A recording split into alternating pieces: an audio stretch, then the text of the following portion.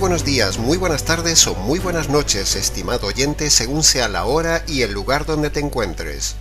Bienvenido a una nueva audición de nuestro programa Encuentros, aquí en Josa FM, España. Les saluda nuevamente el pastor Nico Ricoy del Ministerio Tinajas, llenando a cada persona con el agua de la palabra. En nuestras primeras emisiones del programa Encuentros, hemos tratado de poner las bases bíblicas del tema del noviazgo que permiten luego disfrutar así de un matrimonio estable y evitar un divorcio odiable.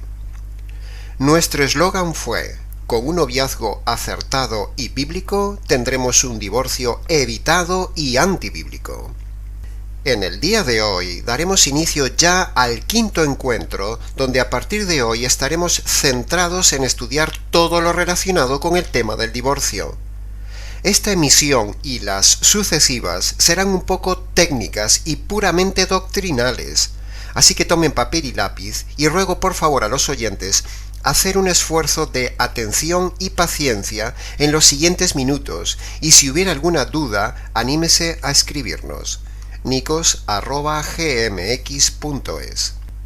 En los programas pasados tocamos tres temas. En primer lugar, pusimos las bases sólidas y objetivas de por qué podemos confiar en la Biblia para cualquier consulta de la vida cristiana. La Biblia es el verdadero manual de instrucciones visible del Dios invisible para toda la conducta humana, y en este caso es fiable para tratar el tema del noviazgo, matrimonio y divorcio. En segundo lugar, vimos que para evitar que un matrimonio sea un manicomio y que termine en divorcio, necesitamos tener un noviazgo bíblico. Y en tercer lugar, vimos los propósitos y los roles del matrimonio para que funcione bien. Todo esto que hemos visto de forma sincronizada y lógica hasta ahora es solo una pequeña parte de lo mucho que se puede decir de este triple tema. Si bien estos programas por ahora son grabados, intentaremos, estimado oyente, ponerle toda la intensidad y frescura como si fuera un programa en directo, lo cual vendrá más adelante, tratando de ser lo más cercanos posibles al oyente y lo más claros posibles en la exposición de este delicado tema doctrinal y práctico que haremos en los siguientes encuentros. El título del encuentro, conferencia, charla, estudio o prédica radial de hoy estará basado en nuestra tesis teológica inderribable: las 5 razones bíblicas por las cuales estamos en contra del divorcio y también en contra del nuevo casamiento del divorciado. Nuestro encuentro de hoy con la palabra de Dios y sucesivos será netamente expositivo, donde estaremos usando las leyes de la hermenéutica para la defensa de nuestra tesis, es decir, usaremos las leyes universales de la correcta interpretación de un texto y así obtendremos la única interpretación bíblica del tema del divorcio, totalmente exegética y verdadera, es decir, usted tendrá aquí la verdad, solo la verdad y nada más que la verdad del tema del divorcio. No pueden haber dos interpretaciones de este tema, estimado oyente, solo hay una.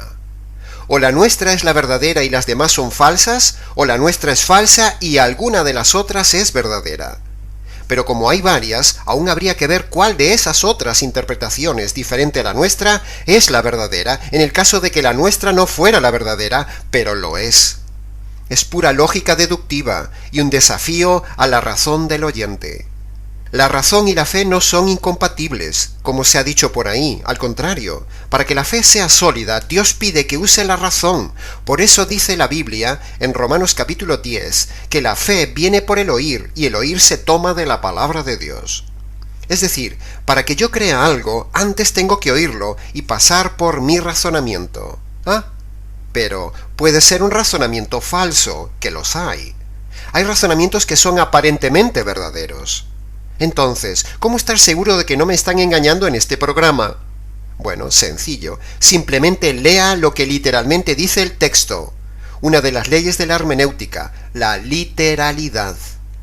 Si usted lee algo y luego le hacen ver de lo blanco algo negro, ahí hay forzamiento del texto bíblico. Nosotros no forzamos el texto, simplemente lo alumbramos, lo resaltamos, lo expandiremos, lo explicaremos y usted lo razonará. Pensemos esto, estimado oyente. Primero, ¿qué sentido tiene ponerse a todo el mundo en contra si en realidad la Biblia diera puerta abierta al divorcio? Sería absurdo. Segundo, si la Biblia abriera una puerta llamada divorcio, ¿por qué ponerse al Señor en contra predicando lo contrario? ¿Es que acaso queremos enfrentarnos al Señor? Sería como dar patadas contra el aguijón, como le dijo el Señor a Pablo, porque aquí el que predica este tema errado tiene enfrente nada menos que al Señor en contra. ¡Wow! Menudo riesgo, y nosotros no queremos irnos a la cárcel eterna por enseñar doctrina falsa. No, gracias, la eternidad es muy larga. Entonces, ¿por qué hay tal abundancia de enseñadores del divorcio?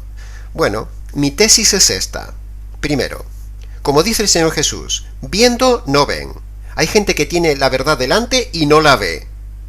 Segundo, orgullo. Imagínate un líder de cualquier iglesia diciéndole ahora a su iglesia que estaba equivocado enseñando el error del tema del divorcio. No lo va a hacer, lo crucificarían, porque está en juego su plato de lentejas. O sea, el orgullo impide ver la verdad. Tercera razón, por la cual la gente no cambia, para que no se te marche la membresía y no te quedes sin gente y sin dinero en la iglesia. Imagínate que en una iglesia llena de divorciados, o a punto de divorciarse, o que creen en el divorcio, tú llegues y digas que el divorcio es pecado y los recasados están en adulterio. ¡Ja! Te quedas sin sueldo y te quedas en la calle. Cuarto, algunos líderes lo hacen por ignorancia. Simplemente no estudian bien el tema del divorcio y predican el divorcio. No son como los bereanos y repiten lo que les han enseñado. Es decir, son los llamados predicadores loro. El deseo del Ministerio Tinajas y del programa Encuentros es que los predicadores y las personas involucradas o afectadas por el tema del divorcio vean, dejen el orgullo, teman al Señor y dejen de ser desconocedores del tema y lo enseñen correctamente pase lo que pase. En el día de hoy, el segundo tema más importante en la Iglesia después de la salvación es el importantísimo tema del divorcio, por las repercusiones personales, morales, éticas, familiares, sociales, espirituales y eternas que tiene. El divorcio tiene para el individuo consecuencias catastróficas en la tierra y ni digamos en la eternidad, la condenación eterna. Por eso hablaremos en este mensaje lo que muy mal se suele predicar hoy en las iglesias y religiones cristianas sobre este tema. Hay iglesias y sectores de la iglesia donde se admite el divorcio por cualquier razón. En otras iglesias solo se admite el divorcio por adulterio, abandono y violencia. En otras se admite por dos razones, infidelidad y abandono. En otras solo se admite el divorcio por adulterio.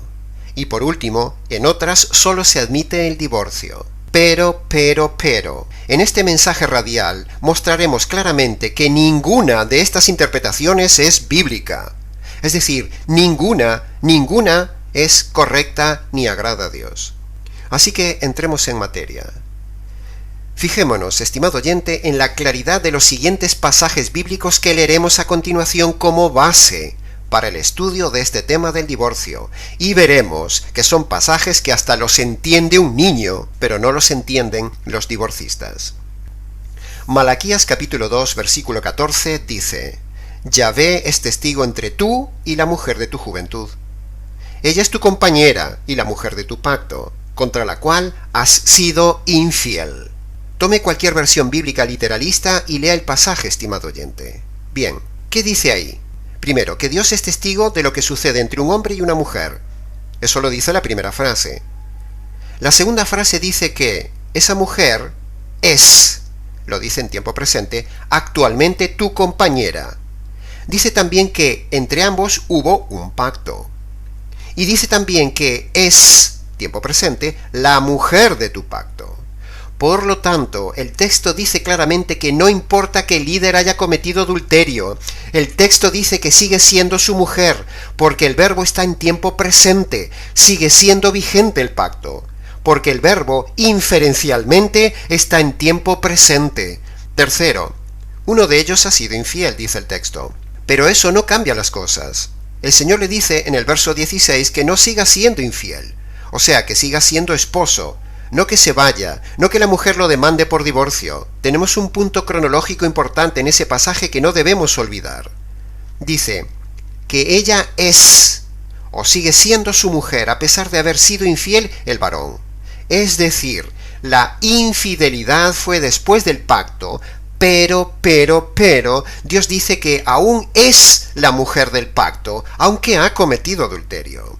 Dicho de otra manera, El orden del versículo es: primero, el pacto; segundo, la infidelidad; tercero, la exhortación del Señor a que no siga siendo infiel en el versículo 16. Cuarto, el texto dice que nada cambia. El pacto no se rompe, sigue vigente y presente, dicho por medio del verbo ser en tiempo presente verbal. Lea el texto, estimado oyente, y apunte el orden cronológico del texto. Por lo tanto, la infidelidad no anula el pacto, porque Dios dice que aunque hubo infidelidad, sigue siendo aún en el tiempo presente la compañera y sigue siendo su mujer. El pacto sigue vigente, presente. Ahí no habla de nulidad de pacto, ni de rotura de pacto, ni de recasamiento permitido por infidelidad. Ese pasaje es una reprensión severa a los líderes del pueblo de Dios de Israel, justamente lo mismo que vemos hoy en día, es decir, montones de líderes divorciados y recasados, y también esposas de líderes recasadas adulterando, sin darse cuenta que la infidelidad no anula nada. ¿Se da cuenta, estimado oyente casado, lo que significa que Dios sea testigo de lo que has hecho? Pero la cosa no acaba ahí, sino que en Malaquías capítulo 2, versículo 16, dice que Dios odia el divorcio. O sea, en el verso 14 dice que todo está vigente, y en el verso 16 dice: Yahvé, Dios de Israel, ha dicho que Él aborrece el divorcio y aborrece al que se mancha cometiendo esa maldad. Así que cuídense en vuestro espíritu y no sean infieles. El texto está siendo muy duro y está diciendo que Dios odia el divorcio. El hombre o la mujer que se divorcia de su cónyuge está haciendo lo que Dios odia. También dice el texto: y aborrece al que cubre de iniquidad sus vestidos. Literalmente sería como decir que la persona que se divorcia mancha sus vestidos. Esta es una descripción muy gráfica de la magnitud de su pecado de divorcio. Es como decir que no se puede pasar por un charco de barro sin que nuestras ropas se manchen. O como un hombre que asesina a alguien y es atrapado con la sangre de su víctima manchado en toda su ropa. De la misma manera, estimado oyente, Dios está diciendo en este texto que cuando alguien se divorcia de su cónyuge, tiene la ropa manchada de pecado. El divorcio es pecado y mancha la santidad de Dios, que responde a esto con odio justo. El texto dice que Dios odia el divorcio y odia al que se divorcia. Se pasa por alto esta importante letra I, que significa suma de cosas, y por lo tanto el texto dice literalmente que Dios odia el divorcio y al que se divorcia, es decir, se mancha con ese delito. ¡Wow, estimado oyente! La cosa es seria y grave para el que se divorcia. Estremece tan solo de leerlo. Sigamos, porque solo hemos analizado brevemente 2 versículos. Otro pasaje que respalda nuestra tesis antidivorcio y antirrecasamiento es Marcos capítulo 10, versículo 11 y 12. Dice allí que quien se divorcia, sea hombre o mujer, y se case con otro, comete adulterio, y si el divorciado se casa con otra persona, comete adulterio. Veamos el texto, versículo 11. Y les dijo Jesús: cualquiera que repudia a su mujer y se casa con otra, comete adulterio. Y ahora veámoslo en versión femenina en el versículo 12. Y si la mujer repudia a su marido y se casa con otro, comete adulterio. No hay más interpretaciones que estas, estimado oyente. Divorcio más recasamiento igual a adulterio. Lo entiende un niño. En Lucas capítulo 16, versículo 18 dice que todo el que se divorcia y se casa con otra persona comete adulterio, y el que se casa con una persona inocentemente divorciada comete también adulterio. Dice el versículo: todo el que repudia a su mujer y se casa con otra, adultera. Y el que se casa con la repudiada del marido, adultera. En este pasaje hay que atender a la variable final del verso que dice, en mis palabras, el que se casa con la supuestamente inocente repudiada comete adulterio. Eso es lo que no ven ni quieren ver los divorcistas.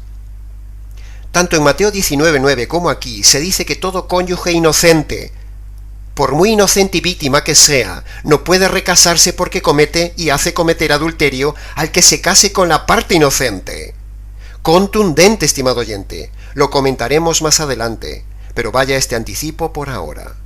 El siguiente pasaje con el cual amparamos nuestra tesis doctoral es Romanos capítulo 7, versículo 1 al 3, donde Pablo pone un ejemplo concreto y dice que una mujer casada, o también podríamos decir un hombre casado, están ligados por la ley del matrimonio mientras cada cónyuge vive, pero solo si el esposo o la esposa muere queda libre de la ley del matrimonio.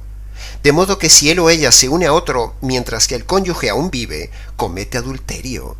Pero solo si el cónyuge muere, él o ella queda libre de esa ley, y entonces sí puede unirse a otro hombre sin cometer adulterio. Veamos literalmente el texto. Versículo 1 del capítulo 7 de Romanos. La ley se enseñorea del hombre entre tanto que éste vive. O dicho en otras palabras, la ley rige vigente sobre el hombre mientras el hombre vive. Irrefutable este argumento. Versículo 2. Porque la mujer casada está sujeta por la ley al marido mientras éste vive, pero si el marido muere, ella queda libre de la ley del marido. También podríamos leerlo en versión varón. Porque el varón casado está sujeto por la ley a su esposa mientras ésta vive, pero si la esposa muere, él queda libre de la ley de su esposa. Versículo 3. Así que si en vida del marido se une a otro varón, será llamada adúltera. Pero si su marido muere, es libre de esa ley, de tal manera que si se une a otro marido, no será adúltera. Todo este texto es contundente, antidivorcista y antirrecasamiento, donde el centro es que, mientras alguien vive, la ley es inamovible, y en este caso esa ley es la ley del pacto matrimonial. Por lo tanto, nadie puede recasarse entre tanto el cónyuge aún vive, porque si lo hace, suceden dos cosas. Primero, se salta la ley de Dios, lo cual es delito, es pecado, dice el versículo 1. Y segundo, se comete adulterio. Y como si esto no estuviera suficientemente claro, Pablo lo vuelve a repetir a la iglesia de Corinto en 1 de Corintios 7, versículo 39, donde dice que el cónyuge está todo el tiempo vinculado al otro cónyuge mientras vive, pero solo si muere queda libre para casarse con quien quiera. Dice el texto, la mujer está ligada a su esposo mientras él vive, pero si el esposo muere, ella queda libre para casarse con quien quiera, con tal de que sea en el Señor. Y también podríamos leerlo en versión varón. Por lo tanto, es más que evidente e irrevocable que esa frase lapidante, mientras vive, no hay ni un divorcista que la pueda revocar. Si alguien se recasa mientras su cónyuge vive, comete adulterio y se salta la ley. No importa que el otro cónyuge haya cometido adulterio o se haya recasado. Si aún vive, no puedes volver a casarte. Si un divorciado se casa, cometerá adulterio. Y si ya lo ha hecho, está en adulterio. Es irrefutable. En Éxodo capítulo 20, versículo 14, el séptimo mandamiento de la ley de Dios dice, no cometerás adulterio. Y dejaremos el pasaje famoso de Mateo 5:32 y su paralelo 19:9 para analizarlo en el siguiente programa de encuentro. Por lo tanto, todo divorciado que se ha vuelto a casar está bajo la justicia y la ira de Dios y está en adulterio.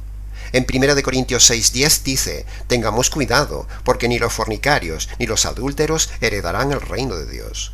Un recasado es un adúltero, y a menos que se haya convertido posteriormente por medio del verdadero evangelio, y no de cualquier evangelio que hay por ahí, sino del verdadero evangelio, esa persona le espera el reino de las tinieblas, el llanto y crujir de dientes, dice la palabra visible, del Dios invisible. Hebreos capítulo 13, versículo 4 dice que honroso debe ser el matrimonio y la cama sin mancha, porque los fornicarios y los adúlteros los juzgará Dios. Si Dios te sorprende y te quita la vida estando en adulterio por recasamiento, imagínate la sentencia de ese juicio, estimado oyente, excepto que te conviertas por medio del verdadero evangelio. A pesar de la claridad y abundancia de todos estos textos armonizados, todavía hay gente llamados enseñadores, teólogos, predicadores, que tienen la osadía de desafiar la palabra de Dios y admitir el divorcio y animar al divorciado a recasarse, haciéndole cometer así adulterio. Por eso, con la claridad de estos y otros textos, nosotros en estas conferencias derribaremos las argumentaciones falsas de los enseñadores falsos que defienden una puerta falsa llamada divorcio, pero que es en realidad una puerta llamada abismo eterno. Así que a partir de aquí daremos y presentaremos nuestra tesis doctoral basada en las 5 razones bíblicas inderribables en contra del divorcio y de la imposibilidad del divorciado de poder tener un nuevo casamiento. Nuestra tesis teológica incluye puntos argumentales como que todo divorcio es pecado, el recasamiento del divorciado es adulterio, el divorcio no es posible, el recasamiento del divorciado es imposible, el inocente no puede recasarse, fornicación no es adulterio. Todo esto y más lo desarrollaremos detalladamente a lo largo de estos encuentros en el tema del divorcio. Entremos hoy y ahora a analizar solo la primera de las 5 razones de nuestra tesis teológica que iremos viendo poco a poco, programa a programa. Por favor, siga muy atento o tome notas, estimado oyente, porque debido a la premura del tiempo será difícil repetir algunas cosas y leer algunos pasajes 2 veces. Pero si algo de esta audición se le pasara, tiene aún 4 alternativas de ayuda. Primero, escribirnos a la radio o al correo del ministerio para preguntar. Segundo, volver a escuchar el mensaje en la retransmisión de la semana. Tercero, consultar tranquilamente el programa grabado en la página web de la radio. Y cuarto, consultar el tema en nuestro canal de YouTube, Nikos Ricoy. Primera razón de nuestra tesis doctoral. En todo matrimonio existe ante Dios un pacto vigente y una promesa permanente. Repito el título. En todo matrimonio existe ante Dios un pacto vigente y una promesa permanente. Dividiremos el análisis de esta primera razón de nuestra tesis en 2 partes. Primero hablaremos del pacto matrimonial y luego hablaremos de la promesa de fidelidad. Veamos entonces los detalles en cuanto al pacto vigente. Por lo tanto, la Biblia, la palabra y voluntad de Dios dice que el matrimonio, sea en el rito religioso que sea en el país que sea en la época histórica que sea en la cultura social que sea ante la autoridad que sea que case a la pareja, y sea un casamiento por civil o por celebración religiosa, ese matrimonio es siempre un pacto, en el cual Dios ha estado presente como testigo y a su vez Él toma la palabra de esa promesa a las personas que se casan. Dios ha puesto a las autoridades para que sean respetadas, así que todo casamiento ante una autoridad, ante testigos y ante el cónyuge con una promesa, esos son los elementos básicos que constituyen un matrimonio para siempre. Por cierto, aunque lo veremos luego, como adelanto decimos que la sexualidad no hace la consumación del matrimonio. Lo que constituye un matrimonio es el pacto y la promesa, el día y el instante del casamiento. Un pacto no es un contrato. Un contrato puede romperse cuando una de las partes falla, pero Dios, como legislador del matrimonio, ha establecido claramente que el matrimonio no sea un contrato ni un pacto condicional, sino un pacto indisoluble. ¿Y cómo sabemos que no es un pacto condicional disoluble? La prueba de que no se disuelve la acabamos de ver en Malaquías capítulo 2, versículo 14, donde Dios dice que sigue considerando un pacto vigente a pesar del adulterio. En Marcos capítulo 10, versículo 9 dice, lo que Dios ha declarado unido, no lo separe el hombre. Y en Romanos capítulo 7 y en 1 Corintios capítulo 7 dice que mientras vive el cónyuge, el pacto permanece. ¿Y cuándo Dios lo declara unido? Pues cuando en el casamiento se hace la promesa y la pareja se pone bajo la ley del pacto matrimonial creada por Dios. Ahí se constituye el matrimonio. Cuando un juez, un sacerdote, un pastor, un capitán de barco, quien sea, dice al final del casamiento, puede besar a la novia, en realidad eso es un error, porque ya no es novia, sino que debería decir, puede besar a la esposa, porque la sexualidad no conforma el matrimonio, sino el momento e instante del pacto y la promesa. Por lo tanto, ni tan siquiera un juez civil puede separarlos. El juez no tiene jurisdicción sobre la rotura del matrimonio. El juez, dice la palabra de Dios, solo puede casar, pero no puede descasar. El matrimonio no es humano, es divino. Y por otro lado, ese no lo separa el hombre, debemos recordar que es un mandamiento. El texto gramatical está en imperativo. Cuando en Génesis capítulo 2, versículo 24 dice, dejará el hombre a su padre y a su madre y se unirá a su mujer, A pesar de que Eva cometió un gravísimo pecado afectando a su esposo y a la humanidad, no hubo desunión ni Dios le permitió a Adán divorciarse de Eva, ni Dios le dio a Adán otra Eva, ni vemos que posteriormente Adán se hubiera unido a otra mujer. Cuando Eva cometió el gravísimo pecado que afectó a su esposo y a toda la humanidad, pecando más grave aún que un adulterio, Adán no le dio el divorcio, sino que siguió con ella para siempre. Este argumento es irrefutable.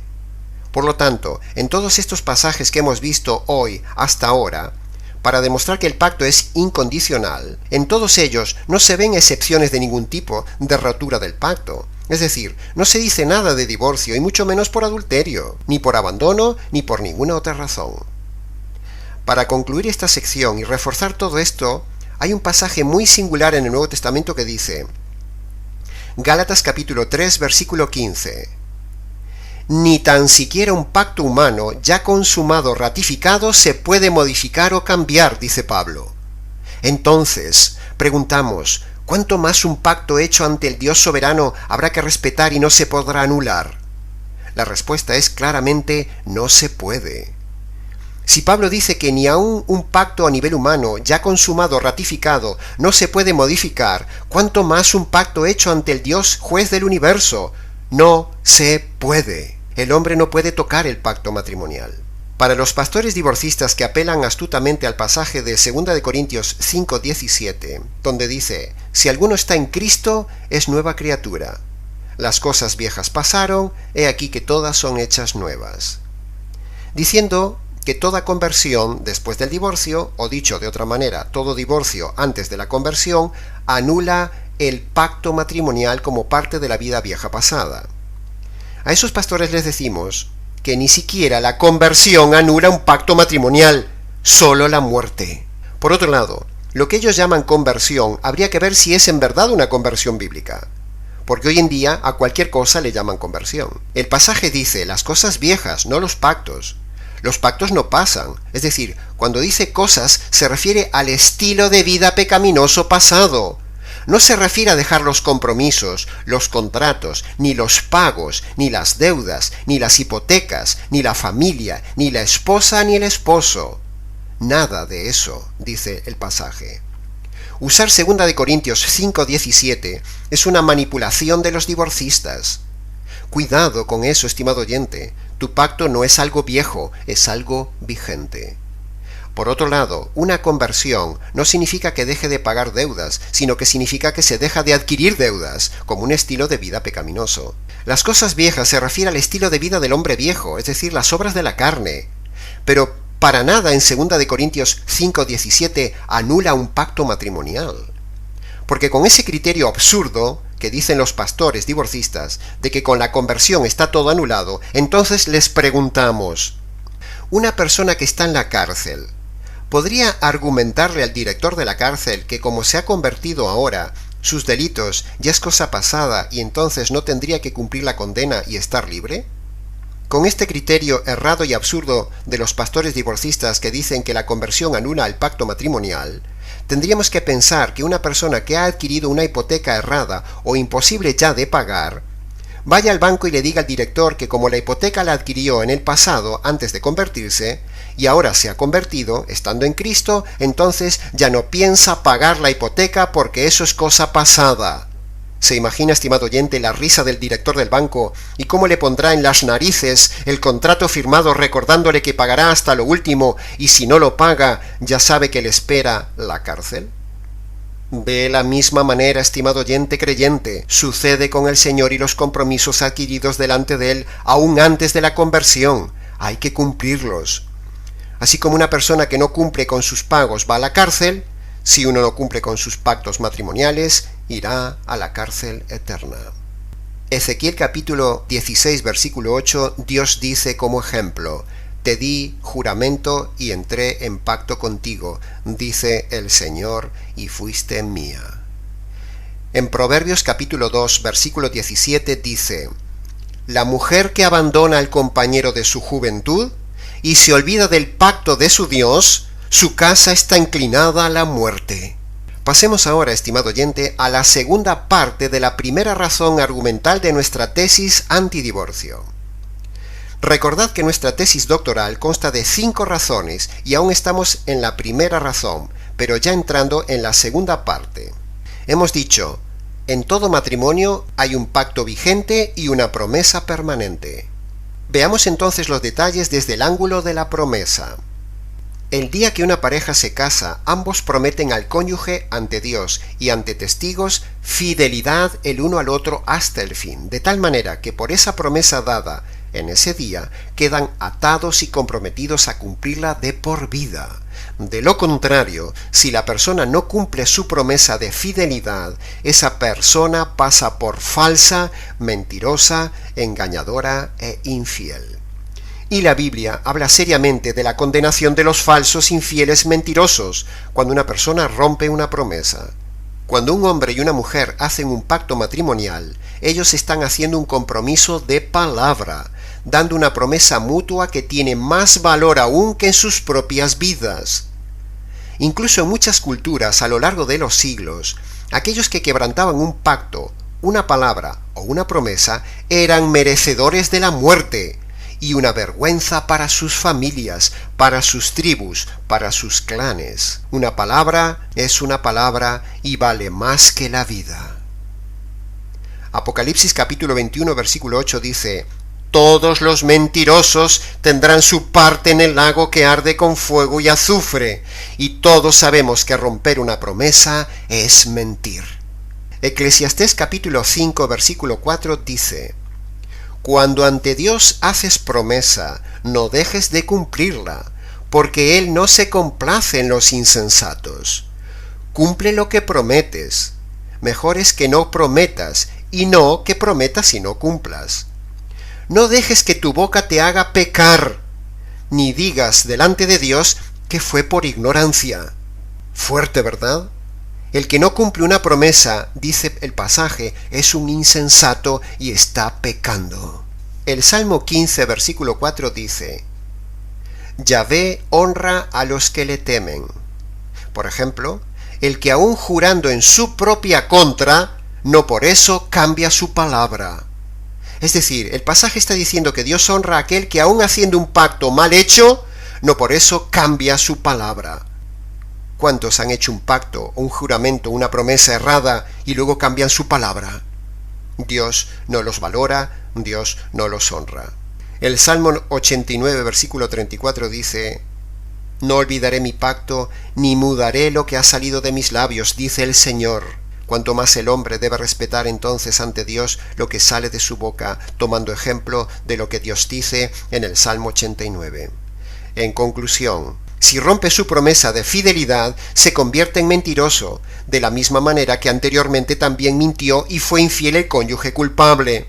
Es decir, que el inocente rompa el pacto de forma posterior al cónyuge culpable, aun siendo la parte inocente, no anula el pacto que aún tiene con su cónyuge malo y que ha hecho ante Dios. En todo el Antiguo Testamento no vemos a lo largo de los siglos que se haya registrado ni un solo divorcio en matrimonios de creyentes en el pueblo de Dios, a pesar de encontrar matrimonios incluso conflictivos en los patriarcas. Y en todo el Nuevo Testamento tampoco hay registrado ni un solo divorcio en todas las cartas y en todo el Nuevo Testamento. Es significativo, ¿verdad, estimado oyente? Simplemente no había divorcios porque la gente temerosa de Dios y verdaderos creyentes respetaba su pacto y su promesa matrimonial en toda la historia bíblica. ¿Quiénes son entonces los que se divorcian? Se divorcian los no convertidos. Se divorcian los líderes religiosos malos. Se divorcian los ignorantes. Se divorcian los de duro corazón, por lo tanto son perdidos. Se divorcian los carnales, sensuales y egoístas. Se divorciaban los que no eran pueblo de Dios, aunque estaban en medio del pueblo de Dios. Lo mismo sucede en el día de hoy. Pero el verdadero creyente, aun habiéndose equivocado, no se divorcia, sino que permanece fiel hasta el fin. Sin embargo, hoy en la iglesia acampa el divorcio tanto o más que en el mundo. Para los que apelan a que la conversión fue después del divorcio y por lo tanto la promesa de fidelidad matrimonial queda anulada, les hemos dicho y les decimos nuevamente y contundentemente a esos pastores errados que ni la conversión anula la promesa matrimonial como ya dijimos antes. Así que, Si al día de hoy has cometido el pecado de divorcio, no cometas ahora el pecado de adulterio por recasamiento. Y hasta aquí hemos llegado hoy, estimado oyente, con el desarrollo de la primera razón de nuestra tesis teológica antidivorcio y antirrecasamiento del divorciado. Son 5 razones bíblicas inderribables. Nos quedan 4. Para cualquier consulta, expansión de los argumentos, preguntas o mayor explicación expositiva, escríbenos. nicos@gmx.es. Continuaremos, Dios mediante, en nuestro próximo encuentro con la Palabra de Dios. Les ha compartido la verdad, solo la verdad y nada más que la verdad, Nikos Ricoy del Ministerio Tinajas, aquí en Josa FM, España.